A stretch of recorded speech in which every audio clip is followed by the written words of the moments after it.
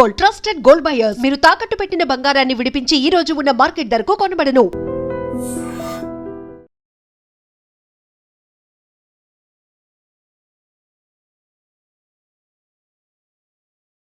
ఈ వారం మన గెస్ట్ ఐఎఫ్ఎస్లో ఆల్ ఇండియాలో 13th ర్యాంక్ సాధించిన అమ్మాయి.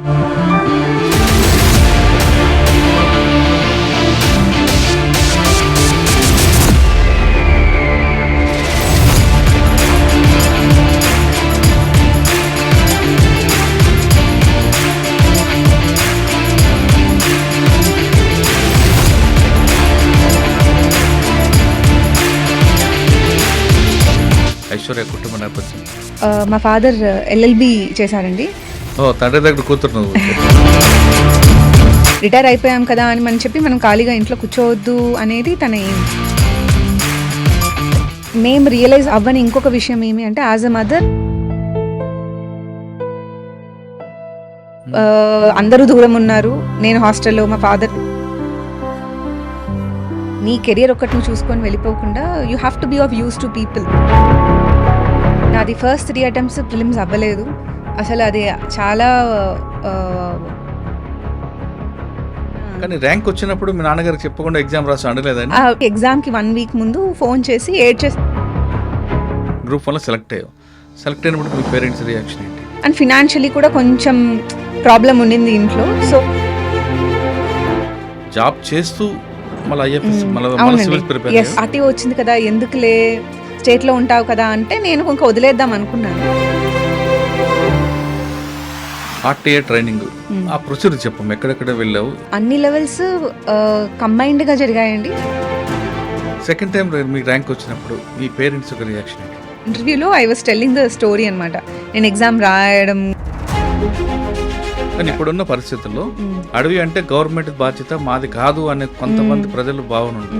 అటువంటి పరిస్థితుల్లో ఈ డిపార్ట్మెంట్కి వచ్చి మీరు ఏ విధంగా చేంజ్ తీసుకురావాలనుకుంటున్నారు? యంగ్ ఏజ్ నుంచే ఎన్విరాన్మెంట్, నేచర్ మీద ఒక మంచి. మీకు బోట్లో ఏమి అడిగారమ్మా? ఫారెస్ట్ గురించి అడిగారా లేదా మీరు చేస్తున్న ఆర్టీఏ జాబ్ గురించి అడిగారా? అప్పుడే పహల్గామ్ అటాక్ జరిగిందండి కాశ్మీర్ది. బోట్లోకి వెళ్ళావు, మీరు ఐ కాంటాక్ట్ ఎవరికి ఇచ్చాము? ఇది యాక్చువల్లీ మీరు చాలా కరెక్ట్గా అడిగారండి. ఇక్కడ మీకు బాడీ లాంగ్వేజ్ ఏం నేర్పిందండి? కూర్చున్న పొజిషన్లో కానీ లోపలికి ఎంటర్ అవుతున్న కానీ ఇంటర్వ్యూ అయిపోయిన తర్వాత మీ చైర్ మూవ్మెంట్ కానీ ఏం నేర్పించారు? ఫస్ట్ వాళ్ళు కూర్చో అని చెప్పేంత వరకు కూర్చోవద్దు. ఇప్పుడున్న అమ్మాయిలకు మీరు ఇచ్చే సలహా ఏంటి? సివిల్సే లైఫ్ కాదు, అదైతే నేను చాలా డైరెక్ట్గానే చెప్తున్నాను.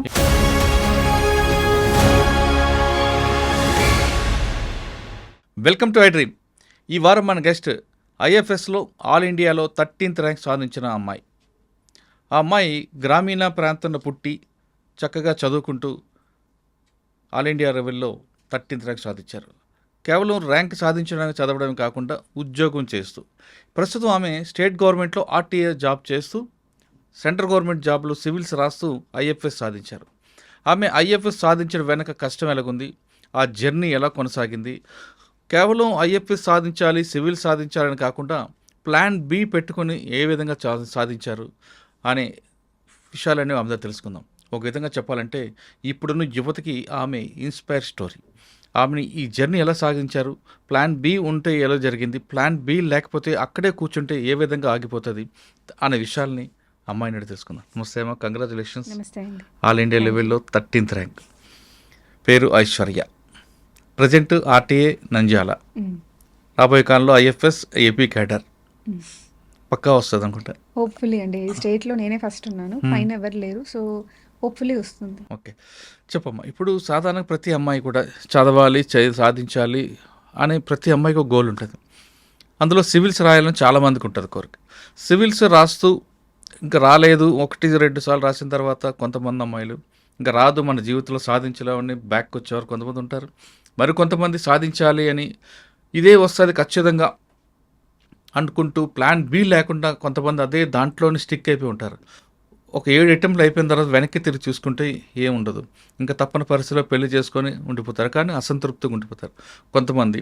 మరికొంతమంది మీలాగా ప్లాన్ బి పెట్టుకుంటూ ఒక ప్లాన్గా వెళ్తూ ఇది కాకపోతే ఇంకో ఆల్టర్నేటివ్ ఉంది, దీని కాకపోతే ఇంకోటి ఏమొస్తుంది, నిరుత్సాహపడిపోకుండా చదువుతూ తీసుకొచ్చిన వాళ్ళు మీలాగా ఉంటారు. అంటే మొత్తం 3 రకాలు. మీ రకం వాళ్ళందరికీ అర్థమైపోయి ఉంటుంది. కానీ 1, 2 చెప్పాను, ఏబి వాళ్ళకి మీరు ఇచ్చే మెసేజ్ ఏంటి? చాలామంది అమ్మాయిలు కూడా సివిల్ సాధించాలి అనుకుని ఆ గోల్ రీచ్ అవ్వాలనుకునే వాళ్ళకి మీరు ఇచ్చే టిప్స్ ఏంటి? ముఖ్యంగా ఇంట్లో కూర్చొని చదవడం కాకుండా గవర్నమెంట్ జాబ్ చేస్తూ మీరు ప్రిపేర్ అవ్వడం, ప్లస్ మీరేమైనా పైనుంచి కాదు ఒక గ్రామీణ ప్రాంతాలు పుట్టిన దీంట్లో వచ్చి ఇటువంటి బ్యాక్గ్రౌండ్ ఉన్న వాళ్ళందరూ ఇటువంటి మీలాగా రీచ్ అవ్వాలంటే మీరేం చేయాలి, వాళ్ళేం చేయాలి? ఈ విషయాలన్నీ సమాధానం చెప్పే ముందు ఐశ్వర్య కుటుంబ నేపథ్యం ఇంటి వైపు రావాలని ఎందుకు అనుకున్నా? సివిల్ సర్వీసెస్ వైపు ఎందుకు రావాలనుకుంటున్నాను? ఫస్ట్ అమ్మా నాన్న గురించి చెప్పండి. మా ఫాదర్ ఎస్కే యూనివర్సిటీలో హిస్టరీ డిపార్ట్మెంట్లో ప్రొఫెసర్గా రిటైర్ అయ్యారండి. మా మదర్ స్పెషల్ క్లాస్ కాంట్రాక్టర్గా వర్క్ చేశారు. చాలా రియల్ ఎస్టేట్ ప్రాపర్టీస్ వాటిలో కూడా వర్క్ చేశారు కడప ఏరియాలోనే. అండ్ ఈవెన్చువలీ వద్దనేసుకున్నారు. మా ఫాదర్ కూడా రిటైర్ అయిపోయారు. దెన్ మా ఫాదర్ ఎల్ఎల్బి చేశారండి.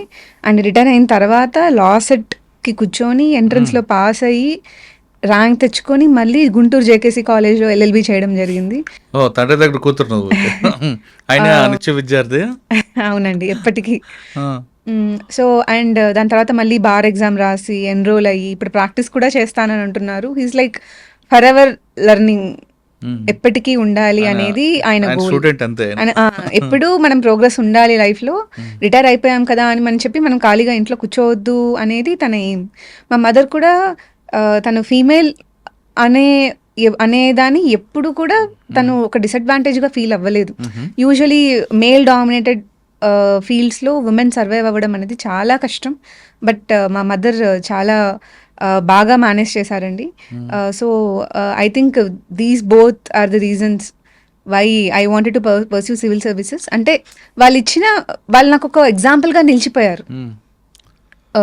లైఫ్లో ఎప్పుడూ ప్రోగ్రెస్ ఉండాలి, ఎప్పుడు ఏదో ఒకటి సర్వీస్ చేస్తూ ప్రజలకు ఉపయోగపడాలి అనేది అక్కడి నుంచి నేను నేర్చుకున్నాను. మా ఫాదర్ కూడా సివిల్ సర్వీసెస్ ఇచ్చారండి. ఆయన మెయిన్స్ కూడా రాశారు, 3 times మెయిన్స్ రాశారు. బట్ ఫ్యామిలీ ప్రాబ్లమ్స్ వల్ల హీ కుడెంట్ గో అహెడ్ అనమాట. సో ఆయనకి ఉండింది ఇంట్లో చదివించాలి అని. నేను మా సిస్టర్ అండి, ఎల్డర్ సిస్టర్. ఆవిడేం చేస్తున్నారు? అంటే ఇప్పుడు పాస్ట్ అండి 2015లో బ్రెస్ట్ క్యాన్సర్. అయ్యో. ఓకే. అంటే ఒక చొక్క లేదని అది కూడా నువ్వే కంప్లీట్ చేస్తున్నట్లు అమ్మా నాన్నకి? Initially it was very hard అండి, బికాస్ నేను కాలేజ్లో ఉన్నాను, 3rd year. మా ఫాదర్ అప్పుడు వర్కింగ్లో ఉన్నారు. హీ వాజ్ సర్వశిక్ష అభియాన్లో వర్క్ చేస్తున్నారు ఆయన. మా మదర్ షీ వాజ్ అలోన్ అనమాట ఇదంతా జరిగేటప్పుడు. All of us was really చాలా సఫరింగ్, చాలా పెయిన్లో ఉన్నాము. It's not easy. బట్ మేము రియలైజ్ అవ్వని ఇంకొక విషయం ఏమి అంటే, as a mother her pain is like I don't know, like 1000 to at least 1 lakh times more. మేము అట్లీస్ట్ ఆక్యుపైడ్గా ఉన్నాము. నేనేదో ప్లేస్మెంట్స్ గోల్లలో, మా ఫాదర్ జాబ్లో. బట్ మా మదర్ ఆ టైంలో she was not doing anything అనమాట. అప్పుడు the pain that she went through and we couldn't see it. అది మేము చూడలేదు. అది నిజంగా అండి, అంటే అది మేము చాలా పెద్ద తప్పు చేసాము ఆ నిమిషంలో. She is a very strong woman. అంటే all of us were suffering, but తనకి ఇంకా ఎక్కువ కేర్ కావాలి ఆ టైంలో. ఎమోషనలీ తను ఎంత వల్నరబుల్ ఉంటుంది అనేది నేను నోటీస్ చేయలేకపోయాను. చాలా ఒక 3-4 years తర్వాత నాకు I realized as a mother తన పెయిన్ ఇట్స్ వెరీ అన్బేరబుల్ అనేది. అది and she never told us that what she was going through because of this episode అని. అంటే ఆవిడ ఆ పెయిన్ భరిస్తూ మీకు చదువుకోవాలి అని చెప్పలేదు. అందరూ దూరం ఉన్నారు, నేను హాస్టల్లో, మా ఫాదర్ వేరే చోట ఉన్నారు అప్పుడు. So it was very hard. Married అండి. వాళ్ళ పిల్లలు ఉన్నారా? లేరండి. దట్ వాస్ యాక్చువల్లీ మైండ్ లో ఉండడం. నాన్నగారు మిస్ అయ్యారని కంటిన్యూ చేద్దాం అంటే ఉండింది అండి మైండ్ లో. మా ఫాదర్ ఇట్లా చెప్పడం వల్ల తను రాశానని, మనం ఏదో ఒకటి చేయాలి, అంటే నీ కెరియర్ ఒక్కటి నువ్వు చూసుకొని వెళ్ళిపోకుండా you have to be of use to people, society. To society అనేది చాలా ఉండింది మైండ్లో. సో సివిల్ సర్వీసెస్ వైపు రావడం జరిగింది 2020. ఇది కాకుండా ఎవరైనా ఒక ఐఏఎస్ గాను ఒక ఐపీఎస్ చూస్తే ఇన్స్పైర్ అయ్యావా? స్పెసిఫిక్గా అంటూ లేరండి. ఆ టైంలో పూనం మాలకొండయ్య గురించి మా ఫాదర్ చెప్పేవారు. షీ వాజ్ వెరీ స్ట్రాంగ్ అని. లక్ష్మీ పార్థసారథి గారి గురించి మా మదర్ ఒకసారి మా మదర్ వాళ్ళ ఇంటికి ఆవిడ వచ్చారు ఒకసారి. So she was also very inspired అనమాట. సో నాకు అది ఉండింది, ఎంకరేజ్ చేశారు. ఇద్దరు మీకు రోల్ మోడల్ అయ్యారు. తర్వాత పేటిఎం నుండి పేటిఎంలో జాబ్ వచ్చిందండి, ప్లేస్మెంట్ అయ్యింది. బట్ సివిల్ సర్వీసెస్ అనేది ముందు నుంచే ఉండింది. సో అది వద్దనేసుకున్నాము. దాని తర్వాత ఇంకా ప్రిపరేషన్ స్టార్ట్ చేశాను బెంగళూరు. స్టార్ట్ చేసాము 2016 ఎండ్ అండి, అంటే 2017 అనుకోవచ్చు. 2017. ఓకే. ఆప్షన్ ఏం తీసుకున్నప్పుడు? అప్పుడు ఇనిషియలీ జాగ్రఫీ ఉండిందండి. తర్వాత అది స్కోరింగ్ కొంచెం ప్రాబ్లం అవుతుంది అని వినడం వల్ల ఆంథ్రోకి షిఫ్ట్ అయ్యాను. ఆంథ్రోపాలజీ. Very good. అండ్ నాది ఫస్ట్ 3 attempts ప్రిలిమ్స్ అవ్వలేదు. అసలు అది చాలా ఏమంటారు, ఒక టార్చరస్ స్టేజ్ అని అనుకోవచ్చు. బ్యాక్ టు బ్యాక్ ప్రిలిమ్స్ అవ్వకపోవడం అనేది. అండ్ నాకు మైండ్లో కూడా అది ఏమైందంటే, అదేంటి మనం ఐఐటి నుంచి కదా వచ్చింది, how is it possible that we don't clear అనేది మైండ్లో ఎక్కువ ఉండింది అనమాట. సో నా పెయిన్ ఇంకా ఎక్కువ అయింది ఆ ఒక థాట్ వల్ల. సో బ్యాక్ టు బ్యాక్ అవ్వలేదు. But my mother was like, ఏం కాదు ఇవ్వు, వీఆర్ విత్ యూ అని చెప్పి తను కూడా బెంగళూరులో నాతోనే ఉండడం జరిగింది. 2019 వరకు బెంగళూరు, 2021 వరకు కూడా బెంగళూరే. కానీ అక్కడే ప్రిలిమ్స్ 2020లో కోవిడ్ టైంలో ఫస్ట్ టైం క్లియర్ అయింది. 20లో క్లియర్ అయిన తర్వాత ఐ రియలైజ్ మేబీ ఫారెస్ట్ పెట్టద్దేమో, అంటే ఇన్ని రోజులు ప్రిలిమ్స్ అవ్వలేదు కదా, అటెంప్ట్స్ పోగొట్టుకుంటున్నాను నేను. బికాస్ ఫారెస్ట్కి సివిల్ సర్వీసెస్కి ప్రిలిమ్స్ ఒకటే ఉంటుంది ఎగ్జామ్. ఫారెస్ట్ కట్ ఆఫ్ ఒక 15 మార్క్స్ ఎక్కువ ఉంటుంది. సరే సివిల్స్ అవ్వట్లేదు, ఇంకా ఫారెస్ట్ అటెంప్ట్స్ నేను ఎందుకు పెడుతున్నాను అని చెప్పి ఆపేసాను అనమాట అప్లై చేయడము. కానీ 2021లో మళ్ళీ ప్రిలిమ్స్ రాసినప్పుడు నేను అప్లై చేయకపోయినా ఆ ఇయర్ ఫారెస్ట్ కట్ ఆఫ్ దాటింది నాది. అప్పుడు ఐ రియలైజ్డ్ మేబీ నేను పెట్టచ్చు అని. సో దాని తర్వాత ఇంకా వరుసగా 4 times ఫారెస్ట్ కట్ ఆఫ్ కూడా దాటింది అనమాట. అంటే 4 times సివిల్స్ కూడా ఉండిందండి. నేను కట్ ఆఫ్ దాటింది, అప్లై చేసింది ఓన్లీ 3 times, లాస్ట్ 3. సో ఏమంటారు, అదే అప్పుడు దాటిన తర్వాత ఐ వాజ్ లైక్, అంటే అంటారు కదా, ఒకటి అవ్వట్లేదు అంటే you sit on it, you will clear. డెడికేషన్తో కూర్చుంటే అవుతుంది. సో 2 times, నేను 3 times ఫారెస్ట్ ఇంటర్వ్యూకి వెళ్ళాను. లాస్ట్ 2 years వెళ్ళాను. ఫస్ట్ టైం చౌబే సార్ బోర్డులో 210 వచ్చింది. నెక్స్ట్ టైం ప్రీతి సుడాన్ మ్యామ్ బోర్డులో 213 వచ్చింది. ఈసారి సంజయ్ వర్మ సార్ బోర్డులో 230 వచ్చిందండి. ఎందుకు వదిలిపెట్టావు 210 అది? అంటే మెయిన్స్ తక్కువ వచ్చిందండి, సో అందుకు క్లియర్ అవ్వలేదు. లాస్ట్ ఇయర్ 11 మార్క్స్తో పోయింది. ఈ ఇయర్ 230 వచ్చింది, సెకండ్ హైయెస్ట్ ఇంటర్వ్యూలో స్కోర్ నాది. So I was very happy. Interview అయినప్పుడు కూడా సరిగా జరగలేదేమో అని, అంటే వాళ్ళు అడిగిన క్వశ్చన్స్ అలా ఉన్నాయి. నేను ట్రాన్స్పోర్ట్ డిపార్ట్మెంట్ నుంచి వచ్చినందుకు వాళ్ళు నీ గోల్ కోసం వెళ్ళావు, కానీ ర్యాంక్ వచ్చినప్పుడు మీ నాన్నగారికి చెప్పకుండా ఎగ్జామ్ రాసి అనలేదని? అంటే మా మదర్కి ఎగ్జామ్కి 1 week ముందు ఫోన్ చేసి ఏడ్చేసాను. నేను ఇట్లా అబద్ధాలు ఆడి ఎగ్జామ్ రాయాలని అనుకోవట్లేదు, ఇన్ని రోజులు నాతో ఉన్నారు కదా, ప్లీజ్ డోంట్ డూ దిస్ అన్నట్టు. మా మదర్ వాజ్ లైక్, తను కూడా ఎమోషనల్ అయిపోయి, నో డాడీ నేను కన్విన్స్ చేస్తానని చెప్పి she did not tell him. First అయితే ఎగ్జామ్ రాయి, తర్వాత చూద్దాం, రిజల్ట్ వచ్చి ప్రిలిమ్స్ క్లియర్ అవ్వాలి కదా ఫస్ట్ అన్నట్టు రాయిచ్చారు తెలియకుండా. తర్వాత ఇంటికి వచ్చిన తర్వాత సర్దుతున్నప్పుడు ప్రిలిమ్స్ పేపర్ అక్కడ కనిపించింది అనమాట. అదే టైంలో Group 1 కూడా జరుగుతుంది, ఏపీపీఎస్సి. మా ఫాదర్ వచ్చి చూసి, ఏంటి పేపర్ హిందీలో ఉంది అని అన్నారు. అయితే నేను చెప్పాను ఇట్లా Group 1 పేపర్ అని. అంటే అదేంటి మరి హిందీలో ఉంది, తెలుగులో కదా ఉండాలి అని చెప్పి తీసుకొని చూస్తే ఆయనకు అర్థమైంది అనమాట. దెన్ హీ వాజ్ లైక్, అంటే నాకు చెప్పకుండా చెయ్యొద్దు please, do let me know, అంటే డోంట్ బాయ్కాట్ మీ అన్నట్టు ఆయన చెప్పారనమాట. అప్పటి నుంచి సపోర్ట్ ఉన్నిందండి. He was very very supportive. అప్పటి నుంచి ఆయనే నాకు ఆర్టికల్స్ పంపించేవాళ్ళు, ఫారెస్ట్ డిపార్ట్మెంట్ ఏమన్నా ఉన్నా. So I could win their trust. మధ్యలో Group 1 రాసావు. Group 1 రాయకముందు, ఫారెస్ట్ ఐఎఫ్ఎస్ రాయకముందు ఆల్రెడీ నీకు సంబంధాల గురించి నేను రానివ్వలేదు. తర్వాత Group 1 వచ్చింది. Group 1లో సెలెక్ట్ అయ్యావు.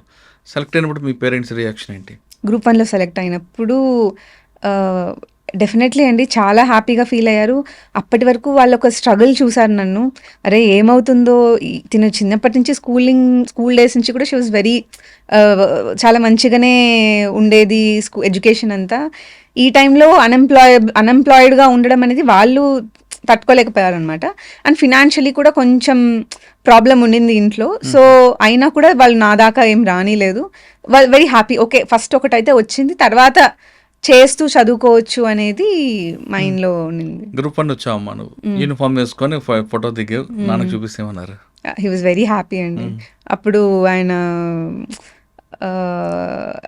నాతో ఫోటో దిగడము, దాన్ని అట్లా ఏమంటారు ఫ్రేమ్ చేయించి పెట్టుకుందాము ఇది అని చెప్పడము, that was a very memorable moment. And మా ఇంట్లో ఖచ్చితంగా ప్రతి మండే యూనిఫామ్ వేసుకోవాలి ఆఫీస్కి అని చెప్పి ఒక రూల్ పెట్టారనమాట. అప్పుడు you should know the importance of what you have. Civil డ్రెస్లో వెళ్తే తెలియదు అని చెప్పి ప్రతి మండే వేసుకోవాలని చెప్పి పెట్టారు. ఇంకడమ్మ నేను కొంచెం రిలాక్స్ చేశాను దాన్ని. But yeah, okay. జాబ్ వచ్చింది. ఇంకా నెక్స్ట్ మీకు పెళ్లి చేయాలనే ప్రయత్నం చేశారా? పెళ్లి వరకు లేదు. ప్రాబబ్లీ నేను సెకండ్ అమ్మాయిని అవ్వడం వల్లేమో. ఇంట్లో పెద్ద కూతురికి ఎప్పుడు ఆ ప్రెషర్ ఉంటుంది, చేసేయాలి అని. సెకండ్ అమ్మాయికి ఆ ప్రెషర్ ఉండదు. అంటే తక్కువ. నువ్వు సెటిల్ అయ్యావు కదా, అయినప్పుడు ఇంకా చేయాలనుకుంటారు కదా. ఉన్నింది. అందుకే నేను ఎగ్జామ్ రాయొద్దు అనే మాట కూడా తీసుకుంది. అందుకే జాబ్ వచ్చిన తర్వాత జాబ్ వచ్చిన తర్వాతనే ఇంక రాస్తే నువ్వు వెళ్తావంటే అది ఏ స్టేట్ వస్తుందో ఆ స్టేట్కి తగ్గట్టు మళ్ళీ రావాలి కదా. ట్రైనింగ్ తీసుకుంటున్నావు, జాబ్ జాయిన్ అయ్యి ఫస్ట్ పోస్టింగ్ ఎక్కడ వచ్చింది? విజయవాడ అండి. ఓకే. విజయవాడ ఎంతకాలం చేసావు? ఆర్టీఓగా చేశాను, నాన్ ట్రాన్స్పోర్ట్ సెక్షన్కి 2 yearsగా చేశాను. దాని తర్వాత మొన్న లాస్ట్ సెప్టెంబర్లో ట్రాన్స్ఫర్స్ అయ్యాయి. ఇప్పుడు నేను నంద్యాల డిస్ట్రిక్ట్ ట్రాన్స్పోర్ట్ ఆఫీసర్గా చేస్తున్నాను. జాబ్ చేస్తూ మళ్ళీ ఐఎఫ్ఎస్ సివిల్ ప్రిపేర్ అయ్యావు. అంత టైం ఉందా నీకు అక్కడ? మెయిన్స్కి దగ్గరగా ఉన్నప్పుడు కొంచెం లీవ్ పెట్టడం అనేది జరిగింది. డిపార్ట్మెంట్ కూడా సపోర్ట్ చేసింది, చాలా సపోర్ట్ చేసిందండి. ఎస్పెషలీ నేను ఇద్దరికి చాలా చాలా థ్యాంక్స్ చెప్పుకోవాలి. మా ఇంతకుముందు వైజాగ్ డిప్యూటీ ట్రాన్స్పోర్ట్ కమిషనర్గా చేశారు రాజారత్నం సార్. నేను ట్రైనింగ్ కని గ్రూప్ 1 వచ్చిన తర్వాత ట్రైనింగ్ కని వెళ్ళాను 2022లో. మొత్తం లగేజ్ తీసుకొని వెళ్ళామన్నమాట. వెళ్తే ఆయన ఒకటే మాట అన్నారు, నీకు ఫారెస్ట్ అన్నప్పుడు మెయిన్స్ ఉండింది ఇంకో 1.5 monthలో. బట్ అందరూ ఆర్టీఓ వచ్చింది కదా ఎందుకులే స్టేట్లో ఉంటావు కదా అంటే నేను ఇంకా వదిలేద్దాం అనుకున్నాను. నేను వెళ్ళినప్పుడు ఆయన అన్నారు, no you should write, that is much very good service, you should write. Transport is also good but you have better career opportunities అక్కడ అని చెప్పి ఆయన నన్ను కన్విన్స్ చేయడం వల్ల నేను అట్లా ఎట్లా అన్నాను. ఈవినింగ్కి అదే లగేజ్ తీసుకొని రిటర్న్ వచ్చేసాను. అప్పుడు మళ్ళీ యాక్చువల్లీ కొంచెం మా ఇంట్లో అయ్యింది, మళ్ళీ ట్రైనింగ్ కూడా వదిలేస్తున్నావు అట్లా అన్నట్టు. రిటర్న్ వచ్చేయడం జరిగింది. So sir was very supportive. దాని తర్వాత నేను విజయవాడలో పోస్టింగ్కి జాయిన్ అయినప్పుడు కూడా మా Vijayawada deputy transport commissioner Purandar గారు ఉన్నారు. ఆయన కూడా నేను కొంచెం అర్లీగా ముందు వెళ్ళినా నన్ను ఏం అనేవాళ్ళు కాదనమాట. విజయవాడ ఫ్లడ్స్ అప్పుడు కూడా నన్ను ఏం పిలిచలేదు. He was also very supportive. మా ట్రాన్స్పోర్ట్ కమిషనర్ కూడా మనీష్ కుమార్ సిన్హా గారు, he was also very very supportive. Entire department was very supportive అండి. I'm very lucky in that matter. మిగతా డిపార్ట్మెంట్స్ అట్లా లేవంట. ట్రైనింగ్ ఎక్కడ తీసుకున్నారు మీరు? మొత్తం ఆల్ ఆంధ్ర తిప్పారండి. కడప, కర్నూలు, వైజాగ్, గుంటూరు, పూణేలో కూడా ఒక 48 days దాకా చేశాము. సో మొత్తం తిరిగాము. ఇప్పుడు ఆల్ ఇండియా ఎట్లా తిరుగుతారో ఫారెస్ట్ వాళ్ళు టూర్ లాగా ఇక్కడ మేము ఆల్ ఆంధ్ర తిరగడం జరిగింది. ఆర్టీఏ ట్రైనింగ్ ఆ ప్రొసీజర్ చెప్పము, ఎక్కడెక్కడ వెళ్ళావు, ఏం ట్రైనింగ్ తీసుకున్నావు? అంటే ఫస్ట్ కానిస్టేబుల్గా, ఆర్టీఏగా, ఆర్టీఓగా ఏం తీసుకున్నారు తెలుసుకున్నాం? అన్ని లెవెల్స్ కంబైన్డ్గా జరిగాయండి, ఇండివిజువల్గా జరగలేదు. నేను వైజాగ్ వెళ్ళినప్పుడు మేజర్లీ నేను ఐటీ మీద ఫోకస్ చేశాను. ఇప్పుడు ట్రాన్స్పోర్ట్ డిపార్ట్మెంట్ అంతా ఆన్లైన్ అవ్వడం జరుగుతుంది. సో దాని మీద ట్రైన్ అయ్యాను. గుంటూరులో ఎన్ఫోర్స్మెంట్ ఎక్కువ జరిగింది. గుంటూరు, కడప, కర్నూలు కూడా ఎన్ఫోర్స్మెంట్ అంటే వెహికల్ స్టాప్ చేసి వాళ్ళ దగ్గర వెహికల్ డాక్యుమెంట్స్ కరెక్ట్గా ఉన్నాయా లేదా, అవి ఆన్లైన్లో రిఫ్లెక్ట్ అవుతున్నాయా లేదా, ట్యాక్స్ కట్టారా, ఫిట్నెస్ ఉందా లేదా వెహికల్కి, వాటి మీద స్టడీ చేయడం జరిగింది. తర్వాత స్పీడ్ గన్ ద్వారా వాళ్ళు స్పీడ్ లిమిట్ క్రాస్ అవుతున్నారా లేదా, ఫారెస్ట్లో అయితే ఎంత స్పీడ్ లిమిట్, ఒక 35-40 kilometers దాకా ఉంటుంది, అలాంటివి స్టడీ చేయడం జరిగింది. మళ్ళీ లైసెన్సెస్ ఎల్ఎల్ఆర్, డిఎల్ టెస్ట్ ఎలా చేస్తారు, మేము చెయ్యము బట్ సూపర్వైజ్ చేస్తామన్నమాట, అవి ఎలా చేస్తారు అనే వాటి మీద మెయిన్గా ట్రైనింగ్ జరిగింది. పూణేలో మిగతా స్టేట్స్లో ఎలా ఉంటుంది, ఫర్దర్ అడ్వాన్స్మెంట్స్ ఏం జరుగుతున్నాయి అనే దాని మీద ట్రైనింగ్ జరిగింది. తర్వాత ఫస్ట్ పోస్టింగ్ ఎక్కడ ఇచ్చారు మీకు? విజయవాడ. విజయవాడలో మేము ఏం నేర్చుకున్నాము అసలు? విజయవాడలో మెయిన్లీ పబ్లిక్ని స్టడీ చేశామండి. బేసికలీ ప్రిపరేషన్లో ఉన్నంతసేపు చాలా క్లోజ్డ్ గ్రూప్ ఉంటుంది. అంటే ఇమీడియట్ ఫ్రెండ్స్ ఉంటారు, రాసేవాళ్ళు ఉంటారు, ఎక్కువ కమ్యూనికేషన్ ఉండదు. అంటే మనం మాట్లాడే స్కిల్స్ అనేవి డెవలప్ చేసుకోం. నాకు ఆ పబ్లిక్ స్పీకింగ్ ఫియర్ అంతా పోయింది విజయవాడలో. చాలా క్రౌడ్ ఉంటుంది, వాళ్ళందరూ చాలా అవేర్నెస్తో ఉంటారు. ఎస్పెషలీ ఆ రీజన్లో లిటరసీ రేట్ ఎక్కువ ఉండడం వల్లేమో వచ్చి క్వశ్చన్ చేస్తారు. విజయవాడ గుంటూరు బెల్ట్ అంతా. సో వచ్చి క్వశ్చన్ చేస్తారు, మీరు నాకు ఎందుకు ఇవ్వలేదు అంటే దిస్ ఇస్ మై రైట్ అన్నట్టు ఏమంటారు ప్రొటెస్ట్ చేసి చెప్తారనమాట. అంటే లిటరసీ వల్ల ఉన్న అడ్వాంటేజ్ అనేది people are aware of their rights. అది నాకు చాలా బాగా కనిపించింది అనమాట. I think people speaking skills దగ్గర. విజయవాడ గుంటూరు బెట్లో పనిచేశారు, అక్కడ ఆటో వాళ్ళకి కానీ క్యాబ్ వాళ్ళకి కానీ లైసెన్స్ ఉంటాయంటారా? మ్యాక్సిమం ఉంటాయండి. యాక్చువల్లీ ఆ ఏరియా అంతా ఉంటాయి, because it's a very transport heavy area అది. ఆటోనగర్ అవన్నీ అక్కడ ఎక్కువ వర్క్ షాప్స్ అవన్నీ ఎక్కువ ఉంటాయి అనమాట. సో అందరికీ లీగల్గానే జరుగుతుంది, ఇల్లీగల్గా ఏం జరగదు. కానీ లైట్ వెహికల్ తీసుకొని హెవీ వెహికల్స్ నడిపే వాళ్ళు కనిపిస్తుంటారు. అవి కొంచెం తక్కువ ఉంటారండి అవి చేసేవాళ్ళు. ఎందుకంటే ట్రాన్స్పోర్ట్ ఇప్పుడు ట్రక్ వెహికల్స్ ఓనర్సే రానియరు, ఎందుకంటే ఇన్సూరెన్స్ కవర్ అవ్వదు, కేసు చాలా సీరియస్ అవుతుంది ఇన్ కేసు ఏదైనా యాక్సిడెంట్ అయితే, హెవీ లైసెన్స్ లేకుండా కనుక వాళ్ళకి నడిపితే. సో ఓనర్సే ముందుకు రానియరు. కొన్ని ఇల్లీగల్గా లైసెన్సెస్ ఇచ్చారంట 1990s అట్లా. బారింగ్ దట్ ఇప్పుడైతే మాత్రం అంత కరెక్ట్గానే జరుగుతుంది. ఓకే, క్యాబ్ డ్రైవర్ ఉండాలనుకోండి, వాళ్ళకు ఒక నెంబర్ కావాలి. ఆ నెంబర్ లేని వాళ్ళు అంటే ప్రైవేట్ వెహికల్స్ డ్రైవింగ్ తీసుకొని లైసెన్స్ తీసుకొని క్యాబ్లో కూడా నడిపే వాళ్ళు కనిపిస్తుంటారు. అంటే క్యాబ్ ఎవరైనా డ్రైవ్ చేయొచ్చు, కానీ దానికి ఒక సపరేట్ లైసెన్స్ ఏం అవసరం లేదు. నెంబరింగ్ ఉండాలి కదా లైసెన్స్కి ఏమి నెంబరింగ్ ఏమి ఉండదండి. కాదండి, ఇప్పుడు వాళ్ళు క్యాబ్ నడిపారు అనుకోండి, వాళ్ళు సెపరేట్గా వాళ్ళ యూనియన్ నెంబర్ అది ఉంటుంది కదా, లేదా? ఇప్పుడు కార్ 4-వీలర్ వైట్ బోర్డ్ నడిపే వాళ్ళు క్యాబ్ ఎల్లో బోర్డ్ కూడా నడపచ్చు. ఓకే, ఆ ఎల్లో బోర్డ్ నడుపుతాడు, కానీ హెవీ వెహికల్ తీసుకొస్తారు వాళ్ళు. తీసుకోవద్దు, వాళ్ళు ట్రైన్ అయ్యి ఉండాలి. హెవీ వెహికల్ లైసెన్స్ కావాలంటే ఒక 45 days to 2 months ఒక హెవీ లైసెన్స్ డ్రైవింగ్ స్కూల్లో ట్రైన్ అయ్యి ఉండాలి. ఇప్పుడు క్యాబ్ డ్రైవర్ ఉన్నారు, ఆయన లైసెన్స్ కావాలంటే ఏం చేయాలి? ఇప్పుడున్న ప్రొసీజర్ అయితే అండి, ఫస్ట్ సారథి పరివాహన్ అనే వెబ్సైట్లో LLR బుక్ చేసుకోవాలి స్లాట్. LLR టెస్ట్ రాయాలి, ఏదో ఒక రోజు మీరు ఫిక్స్ చేసుకుంటారు. టెస్ట్ రాసిన తర్వాత 1 month, టెస్ట్ రాసిన 1 month నుంచి 6 months లోపు DL టెస్ట్ ఇవ్వడం అనేది జరుగుతుంది. ఆ టెస్ట్ పాస్ అయితే లైసెన్స్ వస్తుంది, లేకపోతే మళ్ళీ ఇంకోసారి టెస్ట్కి వెళ్ళే ప్రొవిజన్ ఉంటుంది. ఓకే, LLRలో కానీ లైసెన్స్లో వచ్చినప్పుడు మీ దగ్గర ప్రాక్టికల్ గ్రౌండ్లో చేయాల్సి, అక్కడ ఏమైనా మిస్యూజ్ చేయొచ్చా, మ్యానిపులేట్ చేయొచ్చా? ఒకప్పుడు జరిగేదండి, ఇప్పుడు సైంటిఫిక్ ట్రాక్స్ అయిపోయాయి, మొత్తం సెన్సర్స్ వస్తున్నాయి ఇప్పుడు. సో హ్యూమన్ ఇంటర్వెన్షన్ అనేది బాగా తగ్గిపోయింది.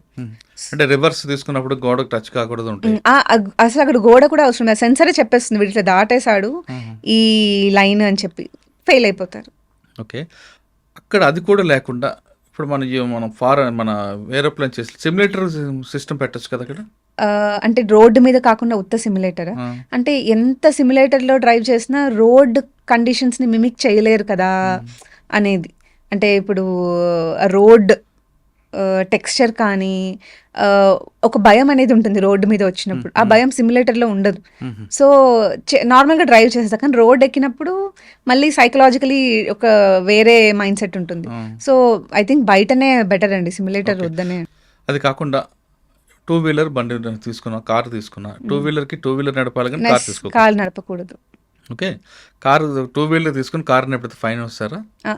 ఫైన్ వేస్తారండి, ఫైన్ వేస్తారు. ఒక వెహికల్ ఎన్ని కిలోమీటర్ స్పీడ్లో వెళ్ళాలి, రోడ్డుకి కట్టింగ్ రోడ్డు ఏం నేర్పుతుంది అంటే డబల్ లైన్ వచ్చినప్పుడు ఓవర్టేక్ చేయాలా, లేదా సింగిల్ లైన్ కట్స్ ఉన్నప్పుడు ఓవర్టేక్ చేయాలా? నన్ను అడిగితే ఓవర్టేక్ ఎప్పుడూ చేయకూడదు. స్పీడ్ లిమిట్ అనేది డిఫరెంట్ ప్లేసెస్లో డిఫరెంట్ ఉంటుందండి. హైవే అయితే వేరుంటుంది, ఫారెస్ట్ అయితే 35-40కి మించి పోకూడదు.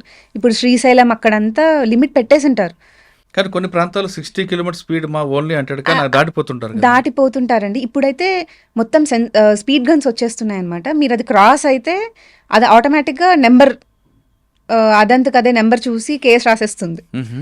అట్లా అడ్వాన్స్ టెక్నాలజీస్ వచ్చాయి. కొంచెం ఫండింగ్ ఎక్కువ మంచిగా వస్తే అన్ని హైవేస్ మీద ఇంప్లిమెంట్ చేయొచ్చు. ఓకే, ఆర్టీఓలో ఉన్న నిబంధనలు చెప్పండి ఒకసారి. నిబంధనలే రూల్స్ అండ్ రెగ్యులేషన్స్ ఏం చెప్తాయి? రోడ్డు మీదకి వచ్చినప్పుడు ఒక క్యాబ్ డ్రైవరు ఎన్ని కిలోమీటర్లు ఎన్ని గంటలు జర్నీ చేస్తే బ్రేక్ చేయాలి? ఇప్పుడు లాంగ్ డ్రైవింగ్ చేసాం అనుకోండి, మీరు రెస్ట్ ఎట్లా తీసుకోవాలని అంటున్నారా? ఇంత అనేం లేదండి, ఆ మనిషిని బట్టి. బట్ ఒక హెవీ మీల్ తీసుకొని అయితే డ్రైవ్ చేయదు, ఎస్పెషలీ నాన్ వెజ్ లాంటివి. మీరు ఒకవేళ అవి డ్రైవ్ చేసినా 1 hour ఆగి పడుకుంటే పడుకోండి, లేకపోతే నడిస్తే నడుస్తారా, ఇట్లా ఒక ప్రాపర్ రూల్స్ అండ్ రెగ్యులేషన్స్ అనేం లేవు. But regular road safety awareness ప్రోగ్రామ్స్లో మేము చెప్తుంటాము. ఇప్పుడు కంటిన్యూస్గా పెడల్ చేసే వాళ్ళకి నీ ఇష్యూ వచ్చేస్తుంది, అంతసేపు కార్లో కూర్చున్న వాళ్ళకి మజిల్ లాస్ అనేది ఎక్కువ ఉంటుందన్నమాట. ఎక్కువ డ్రైవ్ చేసే వాళ్ళకి అది తెలుస్తుంది, స్పాండిలైటిస్ అవన్నీ వస్తాయి. సో వాటి మీద అవేర్నెస్ ప్రోగ్రామ్స్ కండక్ట్ చేస్తాము, మెడికల్ క్యాంప్స్ కండక్ట్ చేస్తాము. But it depends on the physical fitness of the individual. Proper rules అనేవి అయితే ఇట్లా డిఫైన్ చేసి లేవు. ఓకే, రోడ్ సేఫ్టీ వీకెండ్ చేస్తుంటారు. ఆ రోడ్ సేఫ్టీ వీక్లో ఏం నేర్పిస్తారు పబ్లిక్ మీరు? ఒకటండి, డిఫెన్సివ్ డ్రైవింగ్ మీద మేము అవేర్నెస్ క్రియేట్ చేస్తాము. అంటే అటాక్ చేయొద్దు, you always have to be cautious. వేరే వాడు వచ్చి నన్ను గుద్దుతాడేమో అనే భయంతోనే డ్రైవ్ చేయాలి. ఎస్పెషలీ మేము టార్గెట్ చేసేది స్కూల్స్ అండ్ కాలేజెస్. వాళ్ళకి స్కూల్స్లో పిల్లలకి ఎలిజిబిలిటీ లేకపోయినా 16 years ఇస్ ద ఎలిజిబిలిటీ, లేకపోయినా కూడా డ్రైవ్ చేస్తుంటారు. సో వాళ్ళని మేము ఎక్కువ టార్గెట్ చేస్తుంటాము. వీళ్ళు ర్యాష్ డ్రైవింగ్, రేసెస్ పెట్టుకుంటుంటారు, డ్రంక్ అండ్ డ్రైవింగ్ చేస్తుంటారు. సో వాళ్ళని ఎక్కువ టార్గెట్ చేస్తాము. అండ్ లారీ నడిపే వాళ్ళని, బికాస్ వాళ్ళు హెవీ వెహికల్స్ కదండి. హెవీ వెహికల్ నడిపినప్పుడు ఒక ఇది ఉంటుంది, నాది పెద్ద వెహికల్ కదా, నువ్వు పక్కకి వెళ్ళి నువ్వు వెళ్ళు, నేను పక్కకు జరగననే ఒక ఇది ఉంటుందన్నమాట. సో వాళ్ళకి మేము చెప్తుంటాం, ఏమంటారు, ఒక ఫ్యామిలీని నాశనం చేసినట్టు. ఇప్పుడు ఒక యాక్సిడెంట్ అయితే మాకు తెలిసిన రీసెర్చ్ ప్రకారం ఏమిటంటే 8 months లైవ్లీహుడ్ పోతుందంట వాళ్ళకి. సో ఇవన్నీ మేము చాలా చెప్తుంటాం, ఎగ్జాంపుల్స్ ఇస్తూ. కొత్త టెక్నాలజీస్ని మీరు ఇప్పుడు మొత్తం BS6 వెహికల్స్ వస్తున్నాయి, ఇప్పుడు ఎలక్ట్రిక్ వెహికల్స్ వస్తున్నాయి, వాటి మీద మీరు అవగాహన పెంచుకోండి. ఇంజిన్స్ ఆర్ లైక్ ఇప్పుడు తగ్గిపోతుంది. సో కొత్త వరల్డ్లోకి మీరు ఎంటర్ అవ్వాలి. ఆర్టీసీ డ్రైవర్స్ కానీ మేము అదంతా చెప్తుంటాము. మీకు ఇక్కడ నంద్యాల అంటే తిరుపతి హైవే, అక్కడ కొన్ని ప్రాంతాలు ఎక్కువ యాక్సిడెంట్స్ అవ్వడానికి రీజన్ ఏంటండి? ఒకటండి, బ్లాక్ స్పాట్స్ ఒకటి, ఏమంటారు, షార్ప్ టర్నింగ్స్ ఉంటాయి. రోడ్ ఆడిట్ అనేది మనం రెగ్యులర్గా కండక్ట్ చేయాలండి. అది R&B department, roads and buildings department, transport department, police department, 3 departments కలిసి రోడ్ ఆడిట్ చేయాలి. ఈ రోడ్ ఇది ఇక్కడ కరెక్టే ఉందా, ఈ యాంగిల్ కరెక్టేనా, రోడ్ డిజైన్ అది అనేది మనము రెగ్యులర్గా మానిటర్ చేస్తుండాలన్నమాట. అది డిస్ట్రిక్ట్లో ప్రతి 2 months 3 monthsకి అది జరుగుతూనే ఉంటుంది. District road safety committee meeting అనేది ఒకటి జరుగుతుంది కలెక్టర్ గారి ఆధ్వర్యంలో. అక్కడ ఇవి ప్రపోజల్స్ పెడుతుంటారు. ఎక్కువ నంద్యాల మీ బెల్ట్ లో యాక్సిడెంట్ జోన్ ఎక్కడ ఉందంటారు? చాగల్మర్రి దగ్గర అని అంటారండి, కొంచెం ఆలగడ్డ అక్కడ. ఎందుకు? అక్కడ అదేనండి, రోడ్ ఇష్యూసే మెయిన్లీ, డిజైన్ ప్రాబ్లం. కానీ నంద్యాల హైవే తీసుకోండి మీరు, తిరుపతి హైవే, అక్కడ కూడా కొన్ని ప్రాంతాల్లో రోడ్డు డౌన్ అవడం, అప్ అవడం అవుతుంటాయి. తర్వాత కల్వర్ట్లు కొంచెం ముందుకు వచ్చినట్లు, ఇవన్నీ కూడా ఐడెంటిఫై చేస్తుంటారా మీరు? రెగ్యులర్గా చేస్తుంటారు. కొంచెం టైం పడుతుంది. ఏమంటే బికాస్ పీపుల్ పార్టిసిపేషన్ కూడా ఉండాలి. అందులో వాళ్ళ ప్రాపర్టీ ఏదైనా ఉంటుంది. ఇప్పుడు రోడ్ ఎక్స్పాన్షన్ కానీ, రోడ్ ఇంకో చోట డైవర్ట్ చేయాలన్నా కూడా చాలా పెద్ద ల్యాండ్ అక్విజిషన్ ఇష్యూ కాబట్టి పెద్ద ప్రాసెస్, అది కొంచెం టైం పడుతుంది. బడ్జెట్ ప్రాబ్లం, పీపుల్స్ యాక్సెప్టెన్స్ చాలా వస్తాయి దాంట్లో. ఓకే, సెకండ్ టైం మీకు ర్యాంక్ వచ్చినప్పుడు మీ పేరెంట్స్ ఒక రియాక్షన్ ఏంటండి? వాళ్ళు ఫస్ట్ అడిగింది ఒకటే అండి, ఏపీ వస్తుందా? అయితే ఏమో తెలియదు అంటే తెలంగాణ వస్తుందా అని, అది కూడా తెలియదు. సో ఫస్ట్ వాళ్ళ బాధర్ అయిందంటే ఒకటే, నేను పోకూడదు, ఇక్కడే దగ్గరే ఉండాలి అనేది. దే హ్యాపీ, నేను కాదనట్లేదు, బట్ ఫస్ట్ అడిగిన క్వశ్చన్ అదే. దే డెఫినెట్లీ హ్యాపీ అండి, వెరీ వెరీ హ్యాపీ. ఏపీ వస్తుంది అనుకుంటే ఏమన్నారు? అప్పుడు దే వర్ వెరీ ఎలైటెడ్. అసలు అంటే ఇంత మంచి ర్యాంక్ వచ్చింది, 13 is a very good number అని కూడా అంటారు. సో అండ్ వాళ్ళకి నాకు ఒక 3-4 days ఊపిరి ఆగలేదనమాట. ఫోన్స్ వస్తూనే ఉన్నాయి వాళ్ళకు కూడా, ఎప్పుడు ఫోన్ చేయని వాళ్ళందరూ ఫోన్ చేసి. అండ్ మా ఫాదర్ని, అంటే నేను ఒక ఇంటర్వ్యూలో I was telling the story అనమాట, నేను ఎగ్జామ్ రాయడం గురించి ఎట్లా ప్రాబ్లం అయింది ఇంట్లో అని. అప్పుడు మా ఫాదర్కి ఇట్లా ఇనిషియలీ కోఆపరేట్ చేయలేదనే దాని గురించి చెప్పినప్పుడు అందరు క్వశ్చన్ చేశారంట, ఏమని మా ఇంట్లో చదవట్లేదు పిల్లల్ని చదవమంటే, మీ ఇంట్లో చదువుతుంటే ఏం తప్ప మీరు ఇట్లా అని అన్నాడు. So my father was like, విలని చేస్తున్నావు కదా నన్ను నువ్వు అని అంటున్నారు. వెరీ హ్యాపీ అండి. ఇప్పుడు నాన్నగారు జాబ్ ఐఎఫ్ఎస్ వచ్చింది, అమ్మా నాన్న అనలేదు మ్యారేజ్ చేద్దామని? ఇప్పుడు అంటున్నారండి, మళ్ళీ కొంచెం క్యాడర్ ఇంకా కొంచెం సర్టెనిటీ వచ్చిన తర్వాత I will definitely look into it. వాళ్ళిద్దరు కోరిక తీరుస్తాం. రైట్. ఇక మనం ఫారెస్ట్ సర్వీస్కి వస్తాం. ఇండియన్ ఫారెస్ట్ సర్వీస్ అడవుల మీద అసలు పూర్తిగా అవగాహన ఉందా? కొంచెం ఏమాత్రం ఉందా? ఇంచుమించు ఎస్. ఓకే, అసలు మీ గోల్ ఏంటి చెప్పండి. అడవి అనగానే చెట్లు, పుట్టలు, పక్షులు అవే అనుకుంటున్నారా, లేదా అది అడవి అనగానే ఒక నేచర్ ఆక్సిజన్ ఇస్తుంది, నెక్స్ట్ జనరేషన్కి ఏమి ఇస్తుంది, ఇప్పుడున్న వాళ్ళకి ఏం చేస్తుంది, దాని మీద ఉన్న అవగాహన ఏంటి మీకు? ఒకటండి, ఫారెస్ట్ ఒక 10 years బ్యాక్ వరకు కూడా it's a very neglected subject అనమాట. ఆ ఫారెస్ట్ ఉంది మన కోసమే, మనిషి డిపెండెన్స్ కోసమే అనే కాన్సెప్ట్ ఉండింది అప్పుడు. సో ఎంత అంటే అంత ఎక్స్ప్లాయిటేషన్ చేయడం జరిగింది. ఇప్పుడు ఎలా ఉందంటే forest is an independent of everything. అంటే అది మన కోసం, హ్యూమన్స్ కోసం ఉంది అనే కాన్సెప్ట్ నుంచి పక్కకు వచ్చేసారు. Life is a life in it self. అంటే ప్రతి అనిమల్ ఇంపార్టెంటే, ప్రతి చెట్టు ఇంపార్టెంటే, ప్రతి దానికి ఆ ఎకో సిస్టంలో దాని ఒక రోల్ ఉంది. And people are also part of forest అనేది చాలా అప్కమింగ్ సబ్జెక్ట్ అనమాట. ఇప్పుడున్న పరిస్థితుల్లో అడవి అంటే గవర్నమెంట్ బాధ్యత, మాది కాదు అనే కొంతమంది ప్రజల భావన ఉంది. అటువంటి పరిస్థితుల్లో ఈ డిపార్ట్మెంట్లకు వచ్చి మీరు ఏ విధంగా తీసుకురావాలనుకుంటున్నారు? ఒకటండి, అది చాలా యంగ్ ఏజ్ నుంచే ఎన్విరాన్మెంట్, నేచర్ మీద ఒక మంచి అవగాహన అనేది పిల్లల్లో కలగాలి. అంటే జస్ట్ వన మహోత్సవం వచ్చినప్పుడు లేకపోతే ఏమంటారు వచ్చినప్పుడు చెట్ల గురించి పట్టించుకోవడం కాకుండా through out the year forest is our responsibility అనేది పిల్లల్లో కలిగించాలి. అంటే ఇప్పుడు టిష్యూ పేపర్ వాడడం వల్ల నేను చదివింది ఇట్ సిమ్స్ ఒక 100 to 140 ట్రీస్ ఎఫెక్ట్ అవుతాయంట ఒక టిష్యూ పేపర్ మ్యానుఫ్యాక్చరింగ్లో. కొట్టేయడం కానీ, దాంట్లో బ్లీచింగ్ కానీ. సో ఒక టిష్యూ పేపర్ వల్ల ఎన్విరాన్మెంట్కి ఎంత ఎఫెక్ట్ అవుతుంది అనేది, అలాంటి చిన్న చిన్న కాన్సెప్ట్స్ పిల్లలకి చెప్పాలి. గ్రౌండ్ వాటర్ డిప్లీషన్ కానీ, ప్లాస్టిక్ వాడడం కానీ. నిజంగా వాళ్ళు మారితే నెక్స్ట్ జనరేషన్ మారినట్టేనండి. ఐ థింక్ ఫోకస్ అక్కడ మారాలి. బిసైడ్స్ దట్ పొలిటికల్ ఎడ్యుకేషన్ ఉండాలండి. ఇప్పుడు శ్రీశైలంలో సింగిల్ యూజ్ ప్లాస్టిక్ బ్యాన్ అనేది ఉంది. శివరాత్రి అప్పుడు వాళ్ళు బ్యాన్ రిలాక్స్ చేయడం జరిగింది 10 daysకి. ఎందుకంటే కర్ణాటక నుంచి వస్తారు, అందరూ వస్తారు, ప్లాస్టిక్ లేకుంటే వాటర్ బాటిల్స్ అవి ఎట్లా అని. అది కరెక్టే. బట్ ఆ 10 days టైంలో స్పాన్లో వచ్చే ప్లాస్టిక్ పొల్యూషన్ చాలా టూ మచ్ ఉంటుంది. It cannot be recycled. First of all it cannot be collected అనమాట. ఇంటీరియర్ ప్లేసెస్ ఉంటాయి. ఇప్పుడు ఇష్టకామేశ్వరి టెంపుల్ ఉంది శ్రీశైలంలో. అక్కడ పసుపు, కుంకుమ అవన్నీ ప్లాస్టిక్ ప్యాకెట్స్లోనే వస్తాయి. అంత లోపలికి వెళ్ళి ఆ ప్లాస్టిక్ నంతా వేయడం అనేది చాలా కష్టమైన పని. ఓకే, సో ఏమంటారు, ఫారెస్ట్ డిపార్ట్మెంట్ని ఒక ఎనిమిలా చూస్తారనమాట యూజువలీ ఏ గవర్నమెంట్ అయినా. అట్లా కాకుండా కోఆర్డినేషన్ బిట్వీన్ ద సర్వీసెస్, అందరూ ఫారెస్ట్ని ప్రయారిటీగా పెట్టుకొని దాని చుట్టూ ఒక స్కీమ్ నల్లాలి. దాని చుట్టూ శివరాత్రి ఫెస్టివల్ని ఎలా అరేంజ్ చేయాలి అనే కాన్సెప్ట్తో ముందుకొస్తే బాగుంటుంది అని. అలాంటి ఎన్విరాన్మెంటల్ ఎడ్యుకేషన్ ఇంపార్టెంట్ అని మీరు చెప్పిన తెలంగాణ ఫారెస్ట్లో కూడా కొంతమంది అడవి బాటను నడుస్తారు శివరాత్రికి. అక్కడ వాటర్ బాటిల్కి ప్లాస్టిక్ బాటిల్ నాట్ అలౌడ్ అని అక్కడ డిఎఫ్ఓ చాలా స్ట్రిక్ట్గా చెప్పారు. కానీ సొల్యూషన్ ఏంటి? వాళ్ళు వాటర్ కావాలి. అందుకు ఆయన ఏం చేశారంటే వాటర్ పాయింట్స్ పెట్టాడు. పాయింట్స్ అక్కడ వాటర్ పెట్టారు అంతే. కానీ ప్లాస్టిక్ నాట్ అలౌడ్. అలా మీరేమైనా కొత్త ఆలోచన ఇవ్వగలరు? అలాంటివి పెట్టారండి, ఆల్టర్నేట్ డ్రింకింగ్ వాటర్ సోర్సెస్ పెట్టారు. బట్ ఎంత పెట్టినా కూడా అంత రష్ వచ్చే జనాలకి సరిపోదు అనే కాన్సెప్ట్ ఉన్నింది. సో ఐ థింక్ ఈ నెక్స్ట్ ఇయర్ వస్తుందంటే ఈ ఇయర్ నుంచే ప్రిపరేషన్ జరగాలి. నెక్స్ట్ ఇయర్ ఫెస్టివల్కి మనం ఏం చేయొచ్చు, లాస్ట్ ఇయర్ ఏం తప్పులు జరిగాయి, ఇప్పుడు ఏం చేయొచ్చు అనేది. కానీ పబ్లిక్లో ఫారెస్ట్ అంటే ఎంకరేజ్మెంట్కి ప్రయారిటీ ఇస్తారు తప్ప దాన్ని కాపాడుకుందాం ఆలోచన లేకపోతుంది.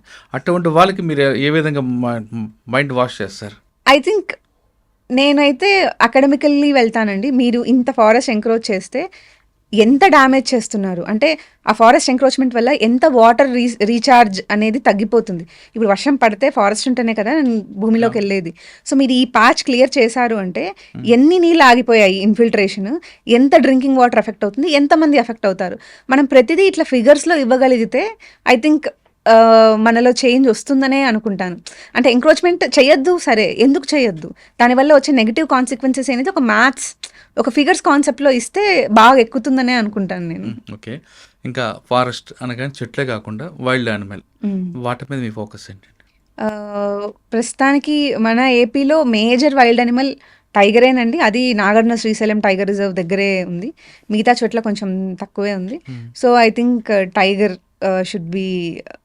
అండ్ బిసైడ్స్ దట్ మనం ట్రీస్ని కూడా చూడాలండి. అంటే ఫారెస్ట్ అంటే వైల్డ్ యానిమల్ ఒక్కటే కాదు, గ్రాస్ ల్యాండ్స్ని కూడా మనం ఫారెస్ట్ లాగా ప్రొటెక్ట్ చేసుకోవాలి. అంటే మనకి ఫారెస్ట్ అనగానే కేరళ మలయాళం మూవీస్లో వచ్చే మొత్తం ఆ గ్రీనే కనిపిస్తుంది, కానీ ఎడారి కూడా ఒక లాంటి ఫారెస్ట్ కేటగిరీ కిందకి వస్తుంది అనేది కూడా మనము మైండ్లో పెట్టుకోవాలన్నమాట. అప్పుడు ప్రతిదాన్ని కాపాడగలం. ఇంకా బర్డ్స్ మీద మీ ఒపీనియన్ అండి? బర్డ్స్ మీద మా ఒపీనియన్, నాకు పెద్ద అవగాహన. బర్డ్స్ ఇష్టమా, వైల్డ్ యానిమల్ ఇష్టమా? ఐ థింక్ వైల్డ్ యానిమల్ అండి. బర్డ్స్ ఎగిరిపోతాయి కాబట్టి యానిమల్ పాపం పోదు కొంచెం. So I think animal. Wild యానిమల్లో ఏది బాగా ఇష్టం మీకు? ఎలిఫెంట్. ఎలిఫెంట్ ఎందుకో అదేమన్నదనా? లేదండి, బికాస్ ఇట్ ఈస్ ఆల్సో అది కూడా చాలా సోషల్లీ ఇంటెలిజెంట్. నేను ఒక టూ ఇంటెలిజెంట్, ఎస్. దానికి అది నడిచిన దాని పాత్ దానికి బాగా తెలుసు. ఎన్నో ఏళ్ల క్రితం నడిచిన పాత్ని కూడా అప్పుడు వచ్చాను కదా అని చెప్పి గుర్తు పెట్టుకుంటుందంట. తన ఫ్యామిలీలో ఎవరైనా చనిపోతే ఫ్యూనరల్ కండక్ట్ చేస్తుంది, అది బూడ్చి దాని మీద పూలు పెడుతుంది. సో అది కూడా మనిషిలానే ఎమోషన్స్ ఉన్నదే. మనము దాన్ని టార్గెట్ చేసి ఏమంటారు క్రాకర్స్ పేల్చి, అక్కడ కొన్ని చోట్ల జరిగింది, ఫుడ్లో క్రాకర్స్ పెట్టి పేల్చి చంపేశారు. అది బికాస్ అది ఫామ్ ల్యాండ్స్ మీదకి వచ్చింది అని. సో అట్లా కాకుండా అది మన ల్యాండ్స్ మీదకి వచ్చింది అంటే అది మనం దాన్ని హ్యాబిటాట్ని ఎంక్రోచ్ చేసామనేది మనం గుర్తు పెట్టుకోవాలి, లేకపోతే అది ఎందుకు వస్తుంది. So I think elephants are my favourite animal. Elephant మీద ఎక్కువ మీరు రీసెర్చ్ చేస్తారా? నేను ఒక డాక్యుమెంటరీ కూడా చూసానండి, వేర్ అంటే దాని ఇల్లీగల్ ఐవరీ ట్రేడ్ జరుగుతుంది. హౌ ఏమంటారు చైనా ఆఫ్రికా నుంచి తీసుకెళ్లే ఐవరీని చైనాలో షో పీస్గా అమ్ముతారు, ఆర్ట్ పీసెస్గా. సో చైనాలో అది లీగల్ అవ్వడం వల్ల ఆఫ్రికాలో ఎలిఫెంట్స్కి చాలా ప్రాబ్లం అయింది. ఇండియాలో ఎలిఫెంట్స్కి టస్క్ ఎక్కువ ఉండదు. సో ఆఫ్రికన్ ఎలిఫెంట్స్ చాలా ఎక్స్టింక్షన్ స్టేజ్లోకి వెళ్ళాయి. వాటి మీద సిరీస్ అట్లా చూడడం అట్లా చేశాను. ఓకే, మీకు బోట్లో ఏమడిగారమ్మా? ఫారెస్ట్ గురించి అడిగారా, లేదా మీరు చేస్తున్న ఆర్టీఐ జాబ్ గురించి అడిగారా? ఫస్ట్ క్వశ్చన్ ఒకటేనండి, which is the most corrupt department, is it transport are police అని అడిగారు. మీరేం చెప్పారు? నేను బోత్ అని చెప్పాను. ఎందుకండి సింగిల్ అవుట్ ఎందుకు చేయాలి ట్రాన్స్పోర్ట్ ఒకటినే? మీరు కరప్షన్ డిపార్ట్మెంట్లో ట్యాగ్ తీసుకుంటే ఆర్టీ అనేది 6th or 7th ఉంటుంది, పోలీస్ అని 10th ఉంటుంది, first revenue, sub registrar. Actually different చెప్తాయండి. ఒక స్టాటిస్టిక్స్లో అయితే టాప్ 10లో ట్రాన్స్పోర్టే లేదు. టాప్ 10లో లేదు, తర్వాత ఉంటుంది. అంటే మీరు అన్నది పోలీస్ అంటారు, ఆర్టీఏ ఎక్కువ కరప్షన్ ఎందుకు అంటారంటే ఈ రెండు విజిబుల్ కరప్షన్. కరెక్ట్ అండి. మిగతా డిపార్ట్మెంట్ అన్ని కూడా అండర్ గ్రౌండ్ బయటికి రావు. ప్లస్ రెండు వైపులో కూడా అక్కడ విక్టిమ్ ఉండడు, ఇక్కడ ఒక విక్టిమ్ ఉంటాడు, ఒకడు బెనిఫిషియర్ ఉంటారు. కాబట్టి ఆర్టీఏ అండ్ పోలీస్ విజిబుల్ దీంట్లో ఎక్కువగా కనిపిస్తుంటాయి. మీరు అది చెప్పకుండా రెండు అని చెప్పారా? నేను రెండు అని చెప్పాను. ఏమన్నారు వాళ్ళు? నవ్వారు. అండ్ తర్వాత డాఫ్ మీదకి వెళ్ళారు. డాఫ్ రెజ్యూమే ఉంటుంది కదా, దాని మీద అడిగారు. నేను వైల్డ్ లైఫ్ డాక్యుమెంటరీస్ అని రాశాను, అందులో వయలిన్ కూడా ప్లే చేస్తాను, అంటే బేసిక్గా ప్లే చేస్తాను, అది రాశాను. ఆయన రెండు లింక్ చేసి వైల్డ్ లైఫ్ డాక్యుమెంటరీస్లో ఏ ఇన్స్ట్రుమెంట్స్ ప్లే చేస్తారు చెప్పు అని అడిగారు. It was a very unexpected question అనమాట. అలా అడిగారు. దెన్ అంటే నోటబుల్ క్వశ్చన్స్ కొన్ని ఉన్నాయండి. నేను ఫ్లూట్ వాయిస్తారు, రీజన్ బట్టి కూడా ఉంటుంది. ఆఫ్రికాలో అయితే బీట్స్ వేరేలా ఉంటాయి, డ్రమ్స్ ఎక్కువ వాయిస్తారు, అట్లా రీజన్ బట్టి ఉంటుంది. వెనకాల బ్యాక్గ్రౌండ్ బట్టి కూడా, ఇప్పుడు అటాక్ అయ్యేటప్పుడు ఒకలా ఉంటుంది. అలా నెక్స్ట్ అప్పుడే పహల్గామ్ అటాక్ జరిగిందండి కాశ్మీర్ది. సో నన్ను అడిగారు ఈ టైంలో, ఇప్పుడు శ్రీనగర్లో will you conduct an IPL match if you are the authority there అంటే, నేను చెప్పాను, సార్ అంటే do you think it is good or bad అని అన్నారు. నేను చెప్పాను, sir it is both good and bad. It is good majorly because it sends a signal to the world that India is capable of conducting a match in such a sensitive super, అదే zone. చెప్పాలి. అని చెప్పాను. But it also requires security arrangements. ఇప్పుడు army అంతా బార్డర్లో deploy అయి ఉంటుంది and majorly we need local Kashmiri support. అది లేనిదే మనము అంత పెద్ద ఈవెంట్ కండక్ట్ చేయలేము అని చెప్పాను. అది చెప్పినప్పుడు నాకు యాక్చువల్లీ కొంచెం భయం వేసిందండి. ఎందుకు? అంటే అంత నేను అంటే ఓవర్లీ అంబిషియస్గా మాట్లాడానా, సంథింగ్ ఫీజిబుల్గా లేదా అన్నట్టు. లేదు, మీరు కరెక్ట్గా చెప్పారు. ఎలా అంటే వాడు ఇండియన్ టూరిజం మీద దెబ్బ కూడదని అనుకుంటున్నప్పుడు మనం అది మర్చిపోయాం అనే విషయాన్ని మనం మెసేజ్ పంపాలంటే ఐపీఎల్ మ్యాచ్ అవ్వాలి, సినిమా షూటింగ్ అవ్వాలి, మేము డిమోరలైజ్ అవ్వలేదు అని చెప్పడానికి, అదే మేము ఎక్కడ డిసప్పాయింట్ అవ్వలేదు అని మనకు మెసేజ్ పంపడానికి సినిమా షూటింగ్ అవ్వాలి, ఐపీఎల్ మ్యాచ్ అవ్వాలి, అక్కడ ప్రతి ఇండియన్ రెగ్యులర్ గా జరిగేవన్నీ జరగాలి, ఎకానమీ హిట్ అవ్వకుండా. అయితే అప్పుడు ఒక మెసేజ్ పోతుంది. మీరు చెప్పింది కరెక్ట్గా చెప్పారు. అండ్ అఫ్ కోర్స్ దాంతో పాటు సెక్యూరిటీ చూడాలి, లోకల్ కాశ్మీరీ సపోర్ట్ ఖచ్చితంగా ఉండాలి అని చెప్పారు. అంటే మీరు ఐఏఎస్ అవ్వాల్సింది ఐఏఎస్కి వస్తున్నది అయితే. ఓకే, నెక్స్ట్ ఇంకేం అడిగారు? నెక్స్ట్ లుక్స్ మీద అడిగారండి. Basically this interview is a very big thing for me. ఎందుకంటే ఆ రోజు నేను డార్క్ కలర్ శారీలో వెళ్ళాను. అంటే ఇప్పుడు మ్యాంగో బైట్ ఉంటుంది కదా, కొంచెం ఆ కాంబినేషన్ అనమాట. సో అందరూ లైట్ కలర్స్లో వస్తారు ఉమెన్ అంతా, బట్ నేను డార్క్ కలర్లో వెళ్ళాను.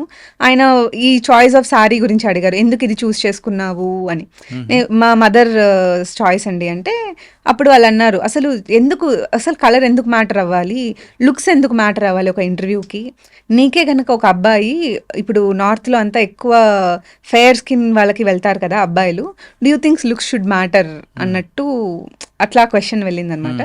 నేను చెప్పాను కలర్ మ్యాటర్ అవుతుంది బికాస్ ఇంటర్వ్యూలో కొన్ని కలర్స్ మోర్ యాప్ట్ ఉంటాయి. Like blue gives a very coming effect, blue colour అనేది. సో బ్లూ ఎక్కువ వేసుకుంటారు. అండ్ లుక్స్ గురించి అడిగినప్పుడు నేను చెప్పాను, అంటే సోషల్ మీడియా వల్ల ఎక్కువ ఈ కాన్షియస్నెస్ అనేది వచ్చింది, కలర్ లుక్స్ అనేది, ఇంతకుముందు అది లేదు. And if a guy comes to an alliance, నాకు ఇట్లా మ్యారేజ్ ప్రాస్పెక్ట్స్లో ఎవరన్నా ఇంత ఫెయిర్ అమ్మాయి కావాలి అని అడిగినప్పుడు నేను అంటే నువ్వేం చెప్తావు అని అడిగారు. ఆ క్వశ్చన్ అడిగి నేను చెప్పాను, కొన్నిసార్లు లుక్స్ మ్యాటర్ అవుతాయి, నేను అవుట్ రైట్గా అవ్వదు అని అయితే చెప్పను, మ్యాటర్ అవుతాయి, కానీ I also want the person to know the personality inside me. అంటే బయట ఎక్స్టర్నల్గా బాగుంది ఓకే అని చెప్పడం అట్లా కాదు కదా అని, అట్లా కాన్వర్జేషన్ వెళ్ళిందనమాట. I think they seemed happy with that. Next major ఒక క్వశ్చన్ ఎక్కడ అయిందంటే అండి, మిర్రర్ రైటింగ్ నా హాబీ. మిర్రర్ రైటింగ్ అంటే ఇప్పుడు అంబులెన్స్ మీద రివర్స్లో ఉంటుంది కదా, నేను అట్లా రాయగలను, ఐ కెన్ రైట్ అనమాట. పేజ్ తిప్పి చూస్తే నార్మల్గా కనిపిస్తుంది, లేకపోతే ఫోటో సెల్ఫీ తీస్తే కనిపిస్తుంది.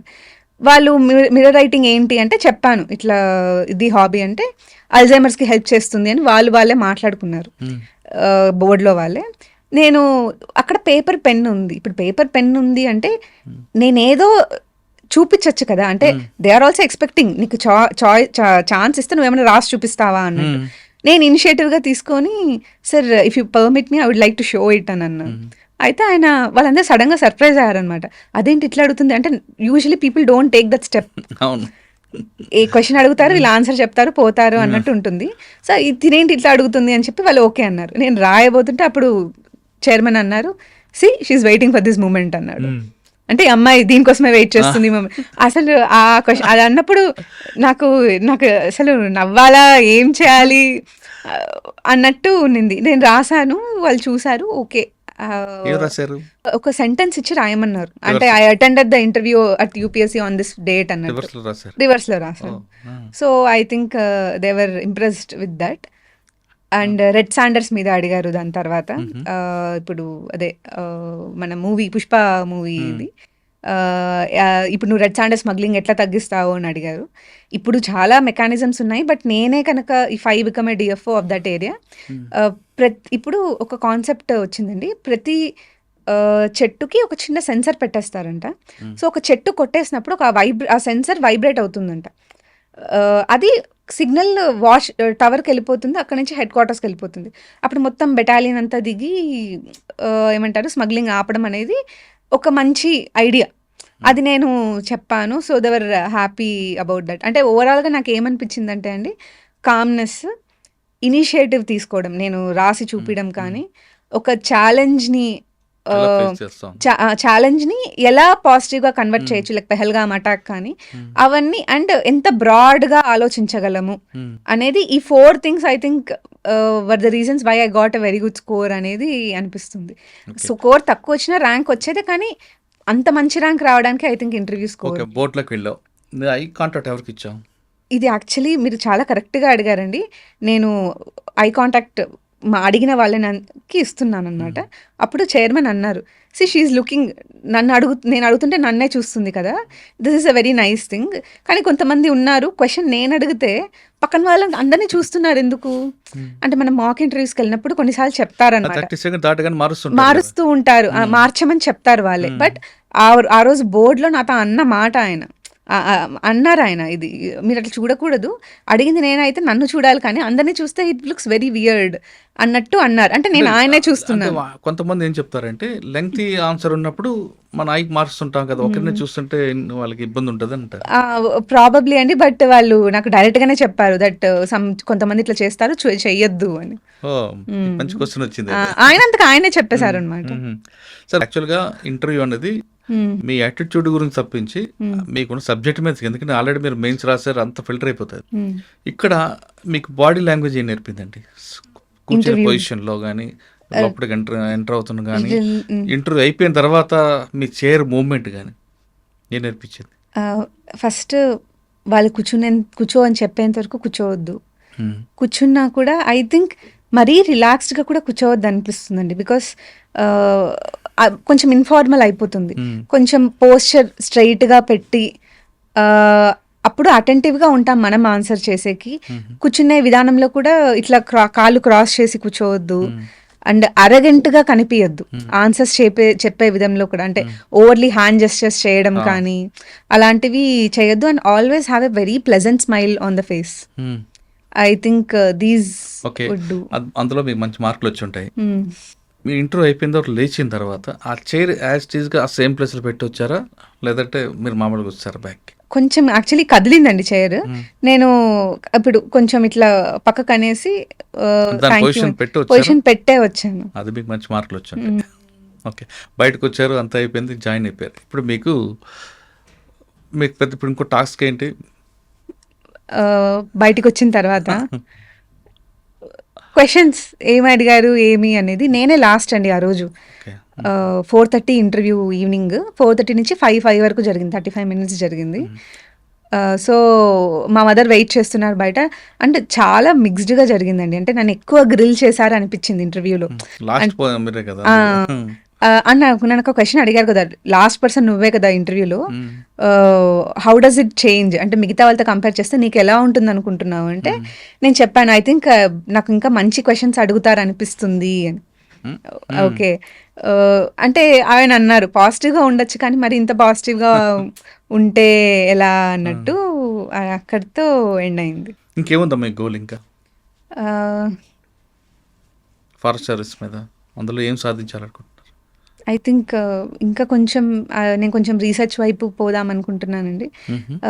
నేను టెక్నికల్లీ అంత సౌండ్ కాకపోవచ్చు ఫారెస్ట్లో, బికాస్ నేను ఆ బ్యాక్గ్రౌండ్ నుంచి రాలేదు. But I want incentivise the same. అంటే ఇప్పుడు కాలేజ్లో ఇంటర్న్స్ చేసే వాళ్ళు కానీ వాళ్ళు ఇంకా ఎక్కువ నాలెడ్జ్ ఉంటుంది ఇప్పుడు ఏఐ వాడి, డేటా అనలిటిక్స్ వాడి అట్లా. సో వాళ్ళకి ఫినాన్షియలీ ఇన్సెంటివ్ ఇచ్చి I want them to study on forest. దీని ద్వారా అవేర్నెస్ కూడా వస్తుంది, అండ్ వాళ్ళకు కూడా ఒక మంచి సర్వీస్ చేసినట్టు ఉంటుంది. సర్వీస్ అంటే ఓన్లీ మనుషులకే అనేది మనము ఆ కాన్సెప్ట్ నుంచి బయటికి రావాలండి. It is forest is also very long term investment. అది బాగుంటేనే మీకు వాటర్ కానీ ఎయిర్ కానీ దాని నుంచి వచ్చే అన్ని మెటీరియల్ ఆస్పెక్ట్స్ కూడా. సో ఐ థింక్ మీరు పాజిటివ్ మైండ్ సెట్లు ఉన్నారు కాబట్టి అందరూ మీలాగే ఉండాలంటే ఒక కాన్సెప్ట్ ఉంది. ఉత్తరాఖండ్ మీరు వెళ్తారు రాబోయే కాలంలో, అక్కడ మీకు డైరెక్ట్ ట్రైనింగ్ ఉంటుంది. ఉత్తరాఖండ్లో ట్రీ హగ్ అని ఒక కార్యక్రమం ఉంటుంది. అంటే మనలో ఎనర్జీని తీసుకురావడానికి, పాజిటివ్ నెగిటివ్ అంతా పోవడానికి అక్కడ ఉత్తరాఖండ్లో చెట్టుని హగ్ చేసుకుంటారు. బహుగుణ గారు పెట్టిన కాన్సెప్ట్, జర్మనీ అనుకుంటాను. ఆ కాన్సెప్ట్ని ఇక్కడ ఏపీలో కూడా అడాప్ట్ చేస్తారా మీరు? మీకు ఐడియా ఉంది అది ట్రీ హగ్? చిప్కో మూమెంట్ అని అంటారు. ఇట్లా హగ్ చేసుకొని కట్ చేయొద్దు ట్రీస్ ని, ట్రీ ట్రీ ఫెల్లింగ్ కట్ చేయడం కాదు, మనలో మన ఆ వైబ్రేషన్ మనం తీసుకొని మన Spiritual ఇంటి గా. పాయింట్ బయటికి పంపించండి. డెఫినెట్లీ అండి, దట్ వర్క్స్. అది మీరు పర్సనల్ ఎక్కువ కనెక్ట్, పాజిటివ్ ఆలోచిస్తున్నారు కాబట్టి చెప్తున్నా. పర్సనల్ కనెక్ట్ అనేది తెప్పియచ్చు. I think yes. ప్రతి మనిషికి ఒక చెట్టు నేర్పుతుందండి. మొక్క మనకి మన జీవితాన్ని నేర్పుతుంది. మొక్కను చూసే నేర్చుకోమంటారు. అందుకే మీరు అదే కాన్సెప్ట్ వెళ్తారా? డెఫినెట్లీ అండి, ఎస్. అండ్ ఇప్పుడు ఊర్లో ఉంటే తప్ప చెట్టు అనేది అసలు తెలియట్లేదండి. ఉన్న చెట్లు కూడా అన్ని ఆర్టిఫిషియల్ ఉంటున్నాయి, అంటే నేటివ్ స్పీషీస్ ఉండట్లేదు. ఇప్పుడు హైదరాబాదే చూస్తే కొనకార్పస్ ఎక్కువ ఉంటుంది, అది ఏమి నేటివ్ స్పీషీ ఏమి. కానీ దానివల్ల ఉన్న బెనిఫిట్ ఒకటి ఉంది. మీ కోనోకార్పస్ కావచ్చు, లేదా న్యాచురల్గా మీ సీతాఫలాలు మనం తీసుకోండి. కోనోకార్పస్లో ప్లస్ ఒకటి ఉంది, మైనస్ ఉంది. మైనస్ ఏంటంటే దాని మీద ఒక చెట్టు, ఒక పిట్ట కానీ ఏవి వాలవు, ఒక కాయ ఉండదు, పండు ఉండదు కాబట్టి వాలవు. దానివల్ల ఏం బెనిఫిట్ అని కొంతమంది అంటారు. లేదు న్యాచురల్గా సీతాఫలాలు లేదా రాగి చెట్టు అనుకుంటే ఆ పువ్వులు కాయలు ఉంటాయి, పక్షులు వాళ్తాయి, దాంతో ఎకో సిస్టమ్ వస్తుంది. కానీ తొందరగా పెరిగేది కోనోకార్పస్. దీంట్లో ఆ ట్రంక్లో ఆక్సిజన్ లెవెల్స్ ఎక్కువ ఉంటాయి కాబట్టి కోనోకార్పస్ ప్రమోట్ చేస్తున్నామని గవర్నమెంట్ అంటారు. కానీ యాక్చువల్గా అది దుబాయ్ ఆ కంట్రీకి సంబంధించిన, అందుకని ఆ ఎడారిలో పెరిగే చెట్టు అది. ఇక్కడ మీరు చెప్తున్న కర్నూలు కానీ లేదంటే ఆంధ్రప్రదేశ్ కానీ ఈ చెట్టు ఉంటుంది. మరి మీరు న్యాచురల్గా దానికి ఇస్తారా, దీనికి వాల్యూ ఇస్తారా? న్యాచురల్ అనే చెప్తానండి. అంటే కానీ ఇప్పుడు చాలా లేట్ అవుతుంది కదా. But it's long term sustainable forest కదండి. మనం వెంటనే ఏమంటారు, షార్ట్ టర్మ్లో అది పెరిగిపోవాలి, మెయింటెనెన్స్ తక్కువ. ఇప్పుడు టౌన్షిప్స్లో అపార్ట్మెంట్స్లో అది చాలా ఈజీగా మెయింటైన్ చేయగలం. అట్లా అని చెప్పి పెట్టేస్తే వాటర్ డిప్లిషన్ కూడా ఎక్కువ అవుతుంది, అది వాటర్ కూడా చాలా ఎక్కువ తీసుకుంటుంది. అండ్ ఎవరికి యూస్ కూడా లేదు, వేరే న్యాచురల్ ఆక్సిజన్ లైఫ్ ఇస్తుంది కదా. అన్ని ట్రీస్ ఇస్తున్నాయి కదా. ఎక్కువ ఉంటుందేమో, బట్ ఇట్స్ ఓకే. లాంగ్ టర్మ్లో it will be fine. And అంటే నేను అనుకోవడం, అది ఐఎమ్ నాట్ షూర్. డిపార్ట్మెంట్కి వెళ్ళిన తర్వాత Probably, yes. రైట్. ఫైనల్కి వద్దాం. ఇప్పుడున్న అమ్మాయిలకు మీరు ఇచ్చే సలహా ఏంటి? చాలామంది అమ్మాయిలు ఒక గోల్ అనుకుంటారు, ఇంటర్మీడియట్కి వచ్చిన తర్వాత ఖచ్చితంగా నేను డాక్టర్ అవ్వాలి, సివిల్స్ అవుతాం, కలెక్టర్ అవుతాం, అన్ని కలలుగా అంటారు. ఒక స్టేజ్కి వచ్చిన తర్వాత ఫస్ట్ టైం ఫెయిల్ అయితే, సెకండ్ టైం ఫెయిల్ అయితే ఇంకొద్దు అని వాళ్ళు కనిపిస్తుంటారు. లేదు కొంతమంది కుటుంబానికి మేము భారం అయిపోయి చేయలేకపోయామని కొంతమంది సూసైడ్ చేసుకుంటారు. మరికొంత అమ్మాయిలు ఇంటర్మీడియట్ నుంచే లవ్ ఈ యాంగిల్ వెళ్తుంటారు. ఈ 3 కేటగిరీలు ఉన్న అమ్మాయిలకి మీరు ఇచ్చే మెసేజ్ ఏంటి? ఒకటండి, సివిల్సే లైఫ్ కాదు, అదైతే నేను చాలా డైరెక్ట్గానే చెప్తున్నాను. ఏది? సివిల్సే లైఫ్ కాదు. ఓకే, ప్రిపేర్ అవ్వండి, బాగా రాయండి. ఒక 2-3 అటెంప్ట్స్, అంటే నేను అమ్మాయిలకనే చెప్పట్లేదు, అందరికీ చెప్తున్నాను. ఒక 2-3 అటెంప్ట్స్ తర్వాత ఐ థింక్ యూపీఎస్సీ ఒక బ్రేక్ ఇవ్వాలి. ఇప్పుడు స్టాక్లో ఇది సర్క్యూట్ బ్రేకర్ అని ఉంటుంది, అంటే ఇంతకు మించి ఎక్కువ ప్రైస్ పెరిగిపోతుందంటే ఆటోమేటిక్గా మార్కెట్ ఆఫ్ అయిపోతుంది అనమాట. అట్లా యూపీఎస్సీ కూడా 3 years తర్వాత ఒక కూలింగ్ డౌన్ పీరియడ్ ఇవ్వాలి. అప్పుడు ఆ 1 yearలో ఆ 1 year అటెంప్ట్ చేయనీయకూడదు. ఆ 1 yearలో వాళ్ళు ఆలోచిస్తారు, అసలు నేను ఇంకో అటెంప్ట్ ఇవ్వచ్చా, అంటే అటెంప్ట్ బై డిఫాల్ట్ అవ్వద్దు. అంటే అటెంప్ట్స్ ఇస్తున్నాను కాబట్టి ఫ్లోలో ఇచ్చుకుంటూ వెళ్ళిపోవడం అనేది జరగద్దు. ఆగి ఈ ఎగ్జామ్కి నేను కరెక్ట్ అయినా, నాకు ఈ ఎగ్జామ్ కరెక్ట్ అయినా, మేబీ నా స్కిల్స్ వేరే చోట ఎక్కువ యూజ్ అవుతాయేమో, నేను వేరే బ్యాకప్ ఫస్ట్ పెట్టుకొని తర్వాత కంటిన్యూ అవ్వాలేమో అనేది మైండ్లో పెట్టుకోవాలండి. ఇప్పుడు నేనే ఉన్నాను, నాకు ఆర్టీఓ వచ్చింది 2022లో, అందుకు ప్రెషర్ తగ్గింది, అందుకు ఆ కాన్ఫిడెన్స్తో నేను మళ్ళీ ఫారెస్ట్ రాయడం అనేది జరిగింది. కానీ నాకే కనుక ఆర్టీఓ రాకుండా ఇన్నేళ్ళు నేను ఇలానే ఉండిపోయింటే, అటు ప్రైవేట్ సెక్టర్లో కూడా నా స్కిల్స్ ఇప్పుడు అవుట్డేటెడ్ మొత్తం. I have to upgrade myself, అంటే మళ్ళీ కాలేజ్ 20-21 year oldగా ఐ హ్యావ్ టు స్టార్ట్. వాళ్ళు నేర్చుకున్నది అప్డేట్ చేసుకొని అంత దూరం వరకు తెచ్చుకోవద్దు. సో 3rd అటెంప్ట్కి you should start thinking. Prelims అవ్వట్లేదు అంటే, 3 attempts అయినా అవ్వట్లేదు అంటే ప్లీజ్ సీరియస్లీ స్టార్ట్ థింకింగ్. ఏమవుతుందంటే అటెంప్ట్ అవ్వని ప్రతిసారి మనము ఇంతకుముందు I want to become IAS నుంచి I need to clear this exam అన్నట్టు ఉంటుంది. అంటే నీడ్కి వాంట్కి మధ్య గ్యాప్ వస్తుంది. అది ఇంతకుముందు నా ఆశ, అది ఇప్పుడు నాకు అవసరం. ఆ సర్వైవల్ స్టేట్లోకి వెళ్ళకూడదు, ఇది వస్తే కానీ నేను సర్వైవ్ అవ్వలేను అనే స్టేట్లో చాలా మంది ఉంటారండి అశోక్ నగర్లో. అంటే నేను ఫేస్ చేశాను అది పర్సనల్గా. ఇప్పుడు నా ఫ్రెండ్స్ సఫర్ అవుతున్నారు, బయటికి వస్తే జాబ్ ఆపర్చునిటీస్ ఏముంటాయో తెలియదు. ఇది తెలిసిన ప్లేస్, మేబీ ఇంకోసారి రాస్తే వస్తుందేమో అనే ఒక హోప్లో ఇచ్చుకుంటూ అట్లనే ఏజ్ అయిపోతూ అశోక్ నగర్లోనే లైఫ్ అక్కడ సగం అయిపోతుంది. I think people should really rethink. సివిల్సే లైఫ్ కాదు అనేది అయితే వాళ్ళు మైండ్లో పెట్టుకోవాలి. నన్ను ఇన్స్పిరేషన్గా తీసుకోకపోయినా పర్లేదు, కానీ అంటే ఏమంటారు, my journey can be inspiring, but please take it with pinch of salt. నేను ఇన్నేళ్ళు చదివాను కాబట్టి ఇన్నేళ్ళు చదివితే అక్కకు వచ్చింది, సో నేను రాస్తే వస్తుంది అనే కాన్సెప్ట్లో అయితే ఉండద్దు. ప్లీజ్ మధ్యలో వద్దనుకుంటే యూ కెన్ లీవ్. అంటే సివిల్సే లైఫ్ కాకుండా మధ్యలో ప్లాన్ బి పెట్టుకోమంటారా? ఖచ్చితంగా పెట్టుకోవాలండి. అది వాళ్ళు ఇచ్చే పోస్టుల ప్రకారమే కొంతమంది అవుతారు, ఇక్కడ 20 లక్షల మంది రాస్తే కొంతమంది అవుతారు, మిగతా వాళ్ళు ఎందరూ they bound to get eliminated. అట్లాంటప్పుడు దీన్నే నమ్ముకొని ఇప్పుడు స్టేట్ సర్వీసెస్ని నమ్ముకోలేము. కేసుల మీద కేసులు పడతాయి, పోస్ట్ పోన్ల మీద పోస్ట్ పోన్ అవుతాయి.